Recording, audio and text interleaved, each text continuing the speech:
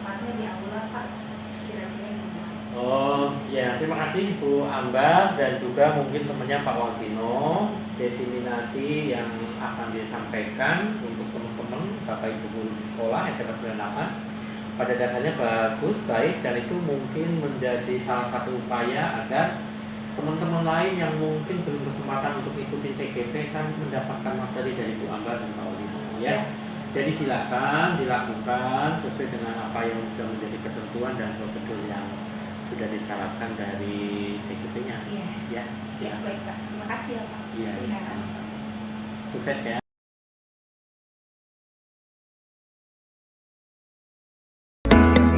Fisika di kelas 12 IPA 3.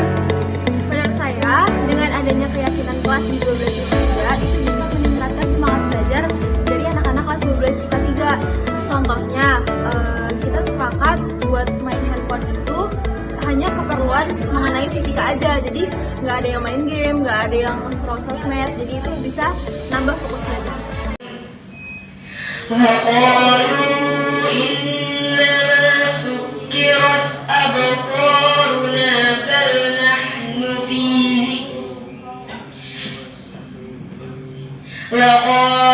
لقالوا إنما سكرت أبصارنا بل نحن قوم مسحورون.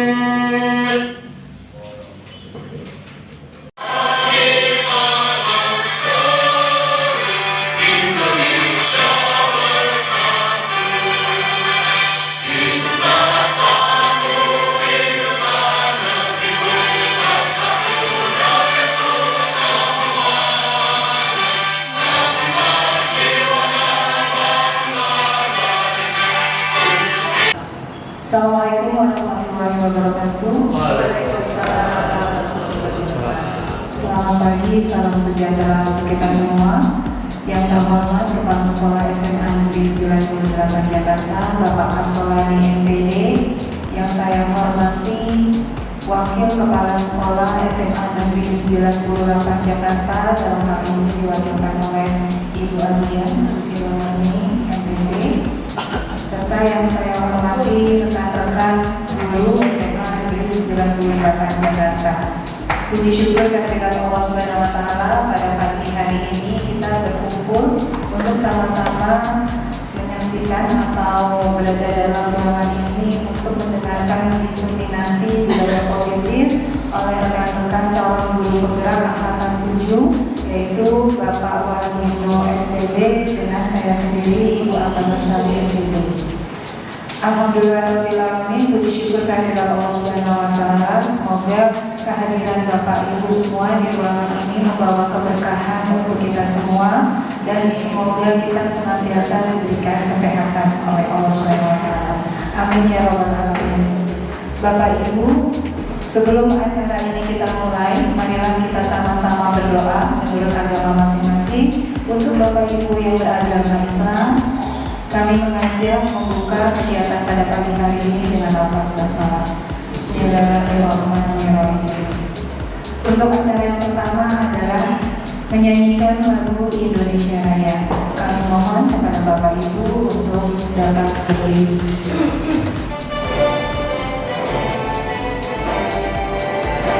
Indonesia,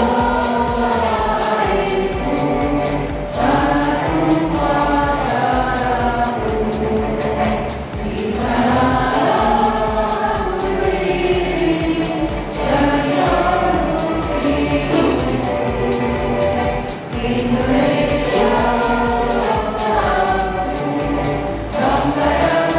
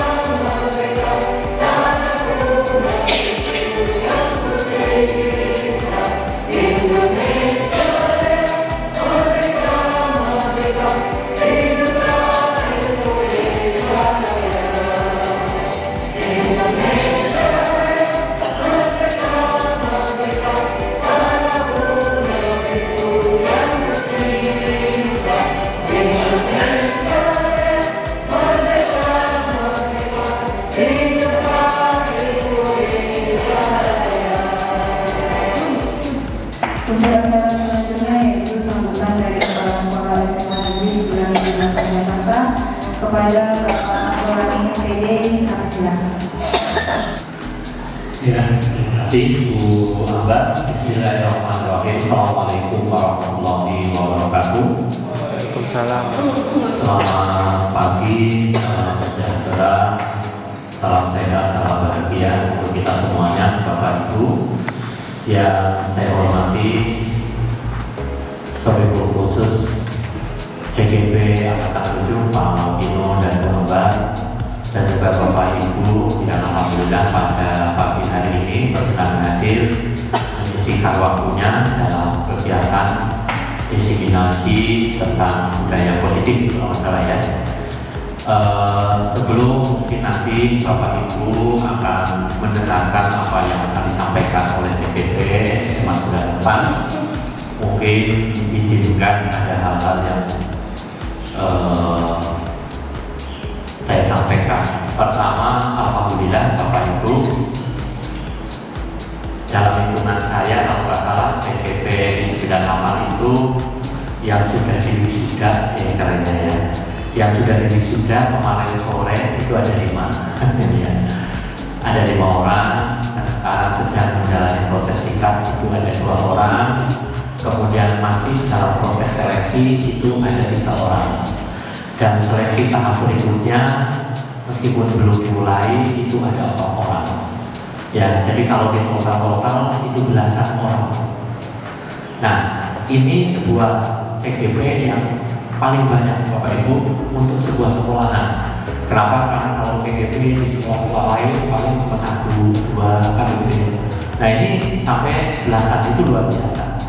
Apa itu artinya Bapak Ibu? Mestinya kalau yang mengayu baju itu banyak, maka hasilnya pun juga akan lebih terasa terimbas gitu ya. Karena memang salah satunya bahwa salah satu nanti yang diharapkan dari para CGP itu nanti adalah bagaimana bisa mendiseminasikan atau bisa bergetok tular ibaratnya kepada teman-teman komunitas sekolah di mana Bapak Ibu tempatkan. Nah, sehingga dengan semakin banyak orang yang menggetok tularkan, tentunya kan jadi semakin cepat kan gitu ya, sehingga perubahan positif itu pun juga akan lebih cepat terjadi ya. Demikian juga tentunya dengan teman-teman yang lain. Meskipun mohon maaf mungkin Bapak Ibu ada yang belum kesempatan atau mungkin saatnya bergiliran nanti untuk mengikuti CGP, tapi setidak-tidaknya kalau sudah ada yang mengawali kan, insya Allah juga ada ilmu-ilmu yang mungkin bisa diambil, dan itu tidak cukup sekedar ilmu, tapi yang jauh lebih penting adalah diterapkan di lapangan. Itu yang pertama. Yang kedua, terkait dengan budaya positif, ya ini memang harus dibiasakan. Karena pembentukan karakter baik kepada siswa atau kita guru itu kan diawali dari pembiasaan Bapak Ibu ya. Nah, pembiasaan itu tentunya adalah pembiasaan positif. Sesuatu yang dibiasakan berhari-hari, maka insya Allah lama-lama itu nanti menjadi sebuah karakter. Contoh gampang saja barangkali. Kayak zamannya kita dulu waktu SMA, lebih-lebih SMP atau SD. Pak Gatot di SMA dulu ada budaya salaman di depan gerbang nggak Pak? Waktu SMA ada ya, karena nilainya kemarin. Kalau sama kayak kita belum ikut ya, belum kan diketawain kalau kita salaman dulu di sekolah, datang ke luar kelas salaman diketawain, ya bocah rajin temen gitu kan. Jadi dulu yang namanya salaman di depan gerbang itu tidak menjadi budaya Bapak Ibu ya. Hal itu sama sekali tidak menjadi budaya, tapi kemudian itu mulai dibiasakan ya. Bapak nggak tahu persis era kapan, tapi yang saya tahu waktu zaman saya kuliah di IKIP, Pak Arif Rahman, Prof. Arif Rahman itu di lab school itu sudah mengawali ya salaman yang berdiri di depan gerbang, dan dari situ mungkin bisa ditularkan ke yang lain. Sehingga sekarang hal yang menjadi aneh kalau ada sekolah pagi-pagi tidak ada yang nyalamin gitu ya, jadi bisa dibalik. Nah, Pak bisa seperti itu dibudayakan ya. Ini adalah salah satu budaya positif. Itu contoh satu, salaman. Mungkin itu Bapak Ibu selamat berbagi baik, praktek baik kepada teman-teman bagi CGP, khususnya CGP 7 di SMA 98 Pak Makino, dan kepada Bu Aba dengan ucap Bismillahirrahmanirrahim.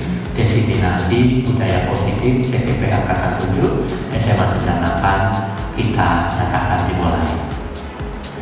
Demikian apa yang bisa saya sampaikan. Mudah-mudahan ini tidak hanya sekedar berteori atau berformulasi saja, tapi mudah-mudahan yang kita lakukan adalah nanti bisa diterapkan di SMA 98. Jazakumullahu khairan katsira.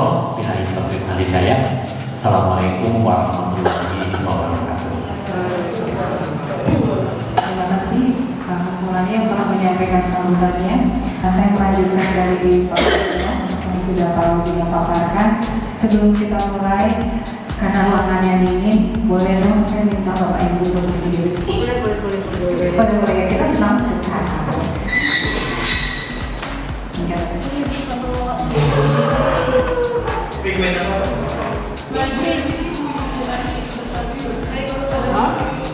Ya, kita mau sama-sama senang kontak Bapak Ibu.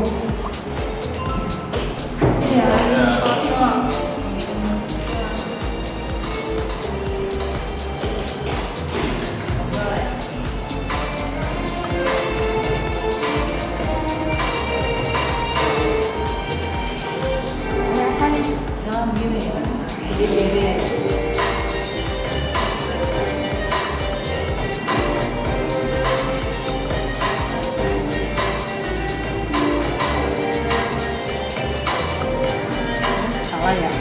Ganti-ganti rumahnya lagi kayak semua sama ya.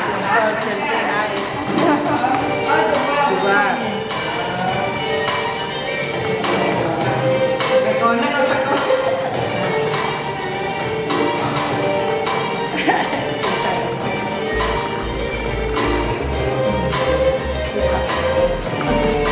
Agak konek kota, agak konek.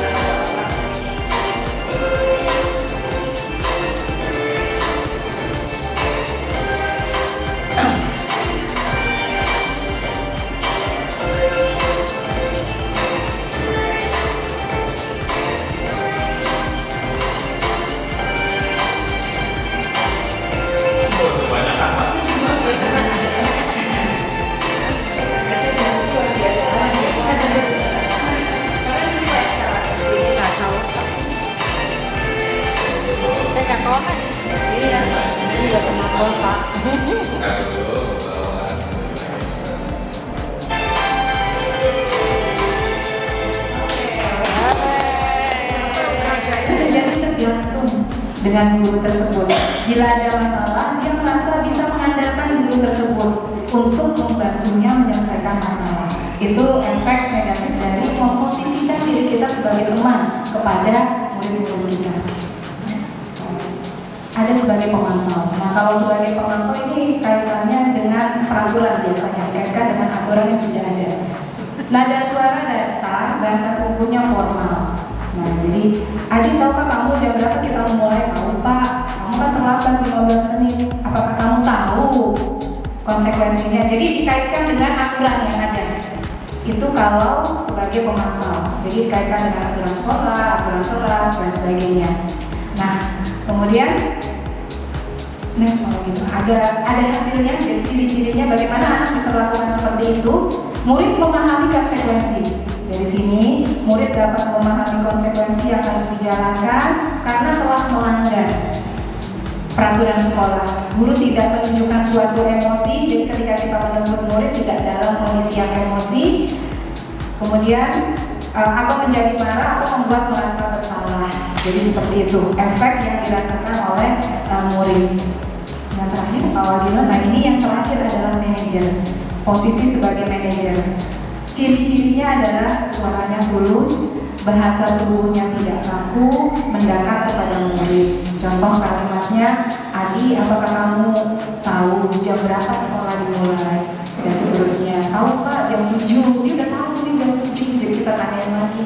Jadi tanyain balik lagi ke anaknya. Ya, jadi kamu terlambat. Kira-kira bagaimana ya kamu memperbaiki masalah kamu? Kan ini kamu terlambat. Ya, Adinya jawab. Ini kan Saya bisa menanyakan teman saya, Pak, untuk mengejar tugas yang tertinggal. Jadi kita menanyakan ke murid kenapa dia terlambat, terus bagaimana solusinya. Jadi dia menemukan solusinya sendiri. Bagaimana perasaan murid diperlakukan seperti ini? Ini yang terakhir, saya lupa, Pak. Hasilnya lupa ditulis. Jadi hasilnya dari memposisikan kita sebagai manajer adalah murid merasa dia bisa, yang pertama dia bisa menemukan solusinya diri sendiri, kemudian dia merasa dihargai. Bapak Ibu, ketika kita memposisikan diri kita sebagai manajer, mungkin itu yang bisa saya sampaikan. Untuk selebihnya izin saya share aksi nyata yang sudah saya lakukan. Kalau tadi Pak Wagino sebagai wali kelas, Pak Wagino membuat keyakinan kelas.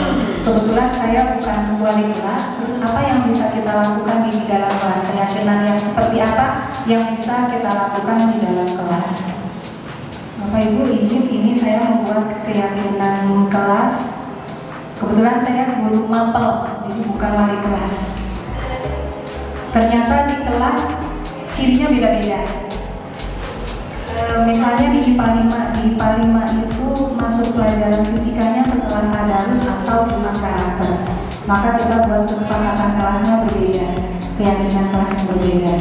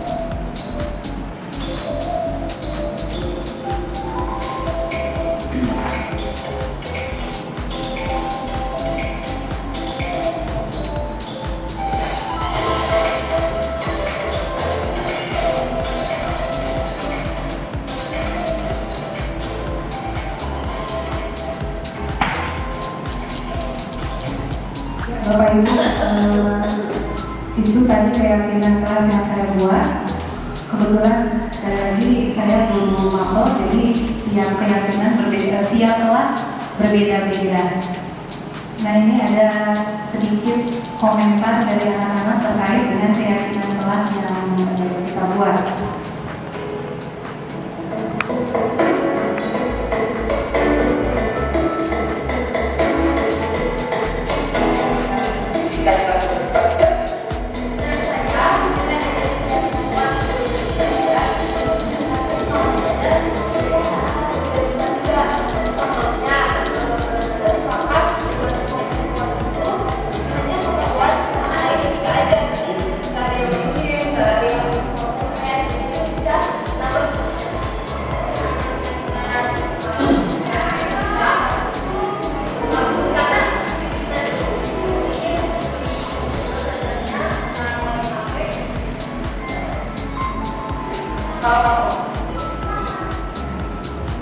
Bapak Ibu izin berbagi, saya merasakan efek dari keyakinan kelas yang dibuat. Kebetulan di awal semester genap ini saya buat dengan 5 kelas.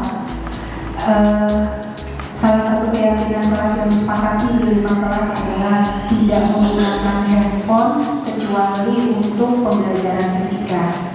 Bahkan ada satu kelas khususnya di IPA 4, itu keyakinan kelasnya kalau habis makan dari kantin, jadi tempat makannya kembaliin lagi. Jadi mereka buat kesepakatan itu. Bahkan mereka buat kesepakatan kalau misalnya tugas diberikan hari ini, maka minggu depan dikumpulkan. Itu kesepakatan yang mereka buat. Mohon maaf, saya sebelumnya tidak melakukan ini. Saya tidak melakukan ini. Biasanya kesepakatan itu berasal dari saya sebagai guru.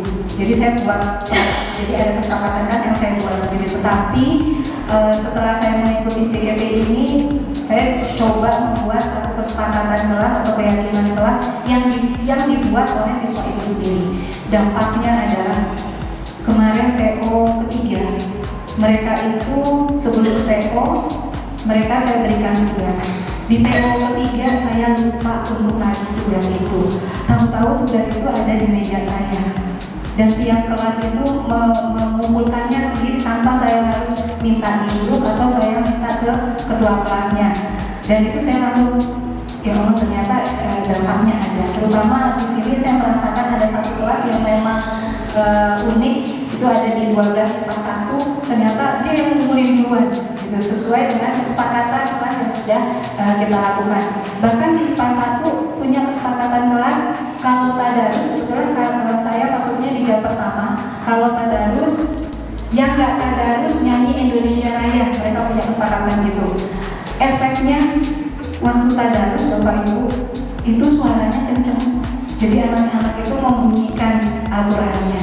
Jadi itu efek yang saya rasakan di dalam kelas akibat dari keyakinan kelas yang sudah kita buat bersama atau kesepakatan bersama. Mungkin Bapak Ibu itu yang bisa saya sampaikan. Kurang lebihnya mohon maaf karena waktu juga yang terbatas. Bila ada pertanyaan, kritik atau saran, sekali lagi kami dalam proses pendidikan juga, bagaimanapun masih dalam tahap belajar. Jika ada kekurangan, kami mohon maaf sebesar-besarnya. Silakan Bapak Ibu untuk menyampaikan kritik atau sarannya. Ya, terima kasih Pak Gino, Bu Antar, dan Bapak Ibu yang lain. Kesempatannya, Assalamualaikum warahmatullahi wabarakatuh. Ya, hal yang apa? Jadi senang pagi hari ini saya atas berbagi berbagi program atau kegiatan dari Pak Wadino dan Bapak yang bisa pada kami yang pagi hari ini bisa berkesempatan datang.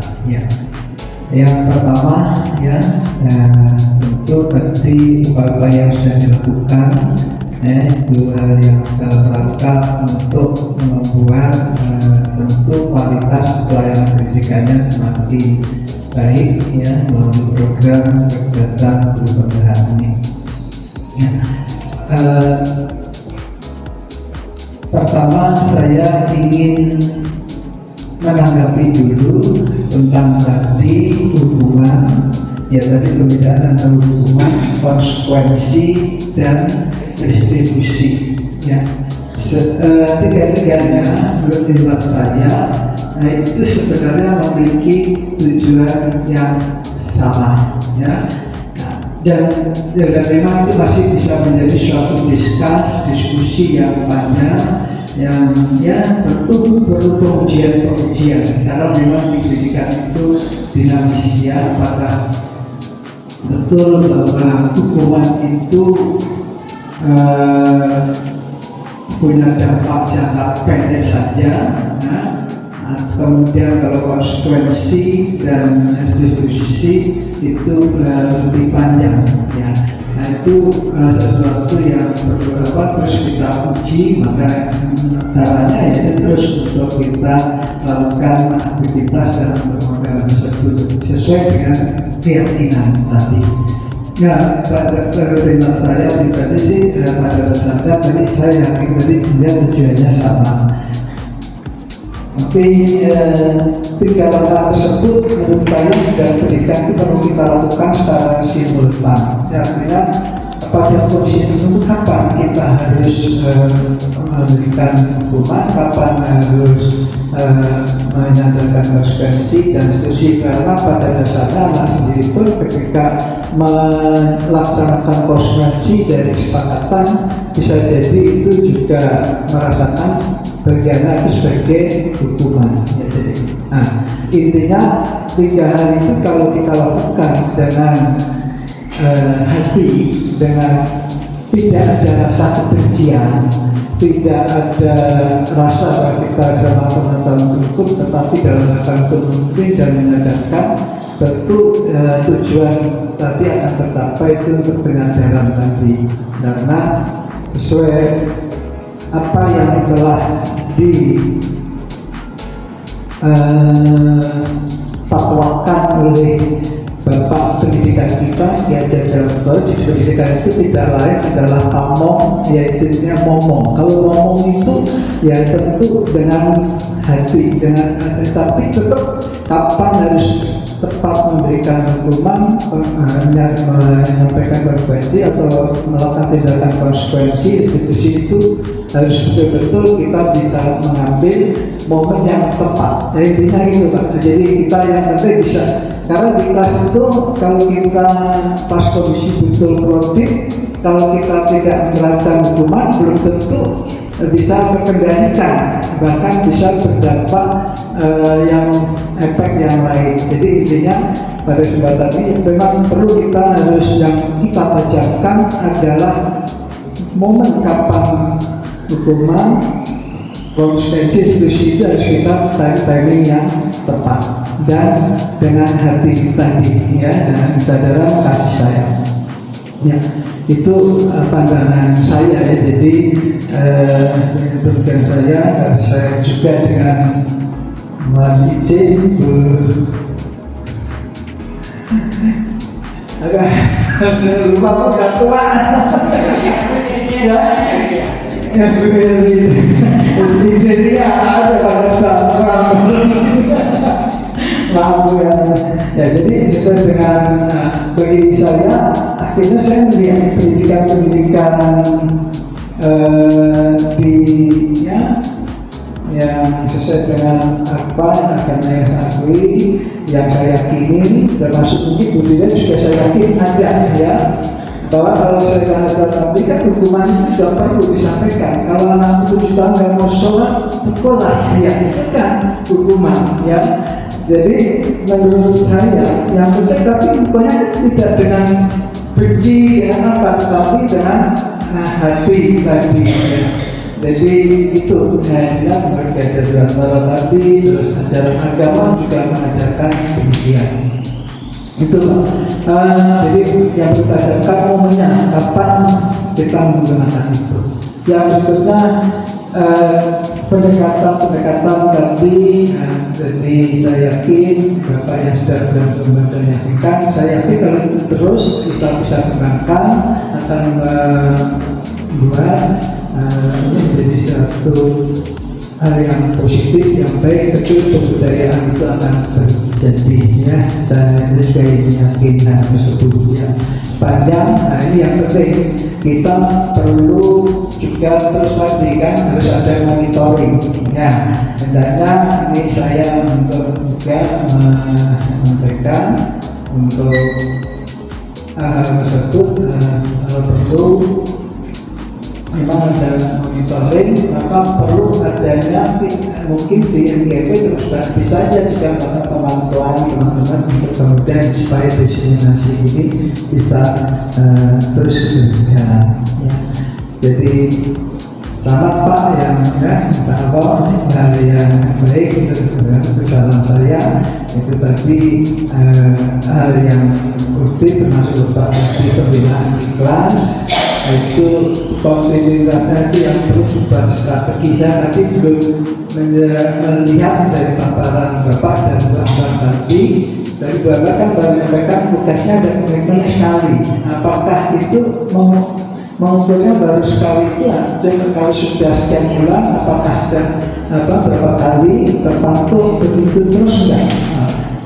Kalau paling tidak mungkin ketika suatu saat ada pelanggan perlu reinforcement, penguatan lagi. Nah, saya pikir itu yang program yang untuk kelanjutannya, kontinuitasnya itu yang tadi belum dari paparan, saya belum melihat. Terima kasih. Ya, assalamualaikum. Ada mungkin Bapak Ibu yang lain yang mau memberikan masukan? Ya, kami silakan Bu Hayati. Mungkin di sini Bu Hayati biar kelihatan. Terima kasih Pak Wagino. Assalamualaikum warahmatullahi wabarakatuh. Sebetulnya saya tidak mengerti juga apa, tapi karena dari saya tadi mendengar penjelasan terakhir, mendengar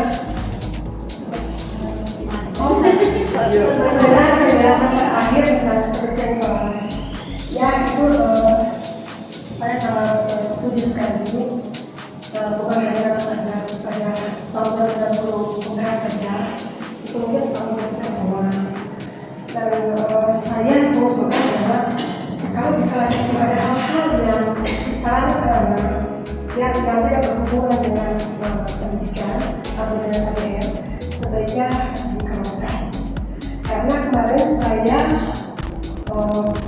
belajar di kelas 10, saya mendapatkan ada sarana yang tidak berhubungan dengan KBM, contohnya seperti ada ketika lalu saya cita. Nah, kali ini diumumkan karena guru penggerak kan tidak mungkin masuk ke semua kelas. Kalau bisa mungkin akan disosialisasikan semua guru apabila mendapatkan masalah-masalah yang tidak berhubungan dengan KBM, sebaiknya kita langsung eksekusi di sini. Karena kalau guru kita melakukan kelas atau semua anak tidak akan, ya sebenarnya banyak hal. Karena contoh seperti tadi itu saya katakan karena ini banyak digunakan anak yang peserta negatif, ya contohnya seperti anak tidur di luar, anak main kartu di situ, terus anak makan, karena kalau di situ ada jatuh hiburan ada, ya terus juga saya melihat ada tulisan di meja. Saya tuh kebetulan pada saat saya mengajar juga saya temukan nama saya sama Pak Dwi bukan di meja, ya, dan itu menjadi menjadi orang-orang karena cuma contoh namanya nama Pak Prabowo ditulis Prabowo Prabowo gitu. Jadi kalau bisa mungkin untuk sana juga sudah bisa tempat kita membersihkan masih tanggung jawab buat kelas itu menjadi saya sendiri. Mungkin itu aja dan saya sampaikan. Terima kasih Bu Hayati atas masukannya. Betul sekali Bu Hayati, memang di kelas-kelas kita temukan sarana-sarana yang memang tidak berhubungan dengan KBM. Saya juga menemukan tadi ikan, ya, karpet atau alas buat tidur.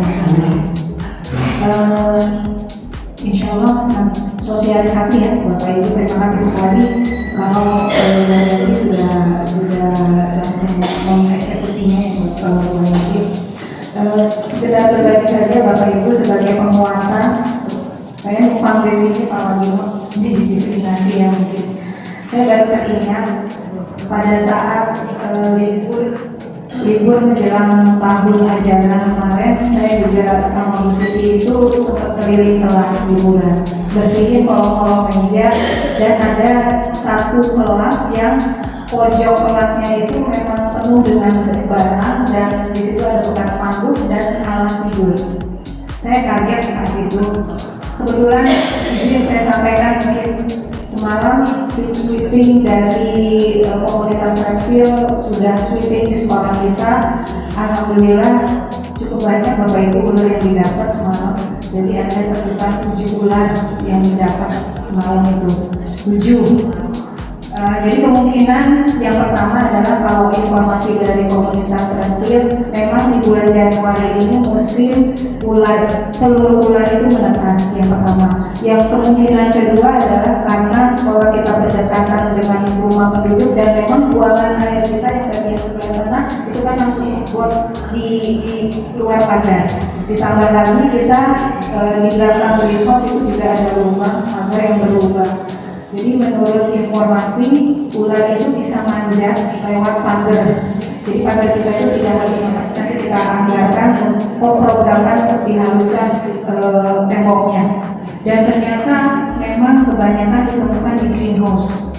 Mungkin ini jadi kehati-hatian kita semua di greenhouse. Jadi banyak ditemukan di sana, masih anakan semuanya. Dan salah satunya tadi Bapak Ibu, ternyata kelas yang kotor itu jadi salah satu tempat waktu saya nemuin sama Bu Siti di liburan itu, saya agak kaget ngomong sama Bu Siti, aku nggak mau bersihin ini, kenapa? Karena bau pesing. Jadi kelas itu bau pesing pipis orang. Saya kaget, pas saya tanya sama Hafiz waktu itu, Hafiz, ciri-ciri kalau tempat itu pernah didatangin ular apa? Ciri-cirinya bau pesing. Jadi mungkin di sini titip buat Bapak Ibu wali kelas yang memang di kelas, kalau mejanya atau di lemarinya itu kan suka ada abruk-abrukan, dikhawatirkan bukan apa-apa. Mungkin saat itu tidak ada tapi jejaknya masih tertinggal. Karena memang kan ular-ular itu keluarnya pada malam hari. Jadi seperti itu. Dan insya Allah mungkin di minggu ini akan ada briefing, akan saya sampaikan kepada Bapak Ibu semua termasuk wali kelas, sama-sama kita men-sweeping kelas-kelas kita untuk menjaga kebersihan. Dan memang ini harus continue Bapak Ibu, karena anak-anak kita tuh kalau udah jam 12 itu bak sampah itu udah penuh dengan sampah-sampahnya. Ya mungkin itu yang bisa saya sampaikan. Terima kasih Bu Hayati. Terima kasih atas kesempatan yang diberikan. Assalamualaikum warahmatullahi wabarakatuh. Ini saran dari kita yang ya istilahnya kita yang mana dan Pak dan Pak. Mungkin memang harus bagaimana cara kita mensosialisasikan perbedaan antara hukuman dan konsekuensi, karena ini mirip-mirip ya, kita itu tadi menjawabnya aja agak bingung. Jadi bagaimana membuat anak-anak tahu bahwa inilah hukuman, inilah konsekuensi.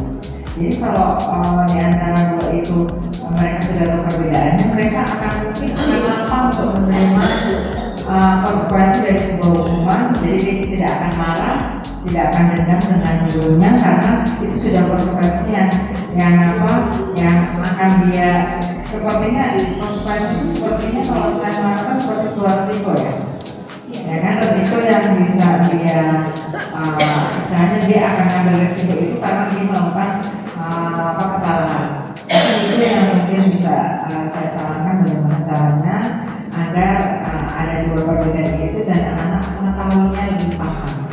Jadi terima kasih kepada Mbak dan Pak Wali. Assalamualaikum warahmatullahi wabarakatuh. Baik, terima kasih Bu Ani atas pertanyaannya. Pertanyaan tentang perbedaan hukuman dan konsekuensi.